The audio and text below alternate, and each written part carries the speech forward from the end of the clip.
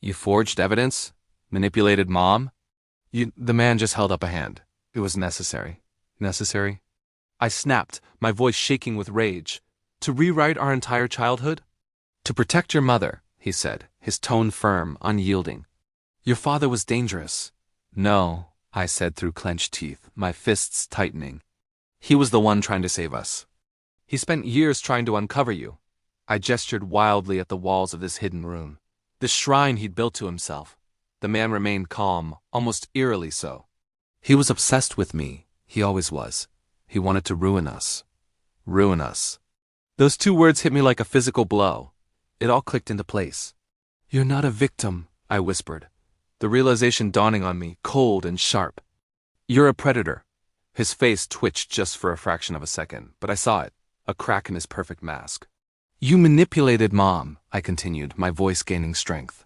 You kept her isolated. You filled her head with fear and lies. He didn't answer. He just stood there, a statue carved from deceit. Alara, my sister, finally wiped her tears, her voice a fragile mix of fury and terror. The fire, was it you? His silence was a confession. It screamed louder than any words could. I took a step back, the floor feeling unsteady beneath me. You started it, he finally spoke, his voice low and measured. Your father came home early. Genevieve and I were upstairs. We argued. Things got out of control. He glanced at Alara. Alara saw us. The lamp fell. The fire spread. Your father tried to get us out, but he failed. He then looked straight at me, his eyes pinning me in place. I warned Genevieve that letting him return would burn this family to the ground. A raw, hot anger surged through me. You burned everything down, I trembled. Not Dad. He exhaled slowly, a long, patient sound. Mara, he said, his voice dropping to a soft, almost gentle tone. Your father was never supposed to live. Alara gasped beside me. My blood turned to ice. What? The man stepped closer, his voice now a conspiratorial whisper. Genevieve chose me. Your father was going to disappear one way or another. I felt the room tilt, the air growing thin. You killed him, I whispered, the words catching in my throat. No, the man said calmly, a slight chilling smile playing on his lips. Life did. I simply encouraged fate. I felt my rage rise like a wildfire in my lungs, consuming everything. You ruined our family. He smiled that soft, unnerving smile again. No, he murmured, his eyes glinting. I created the family your mother always wanted. My mind was reeling, spinning with the horror of his confession. I stumbled backward, away from him, away from the poison in his words. My hand hit something cold and hard. It was the other door, the metal one with the fingerprint pad. My father's last warning echoed in my mind, a ghostly whisper from the past. Whatever is behind it, destroyed us. I looked at the man, my voice barely a whisper.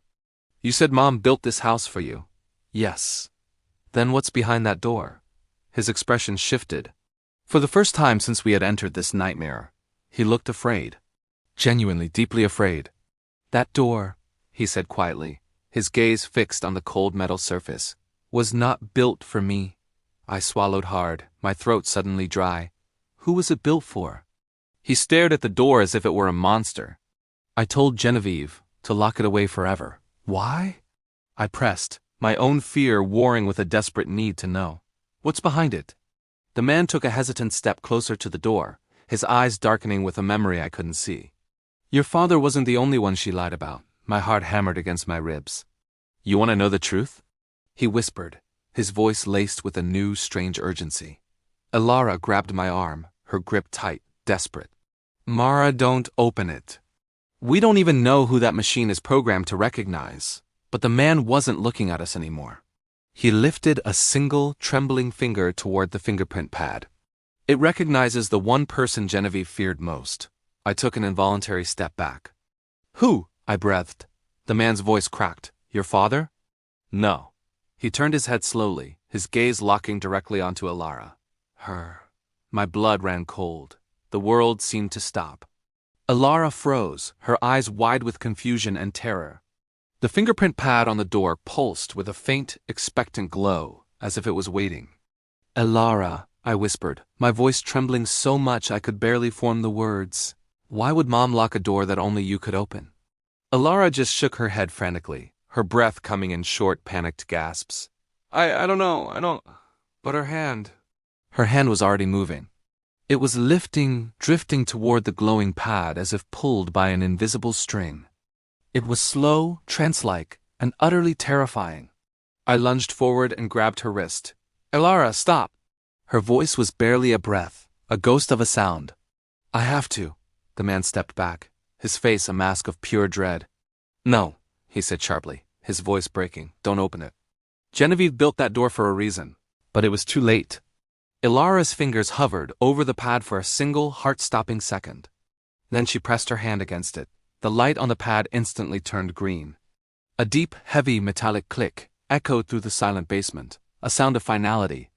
With a low hum, the heavy metal door slid open. A wave of cold air spilled out, so thick and icy it felt unnatural, like it came from a place where the sun had never shone. It smelled of dust and something else, something I couldn't name.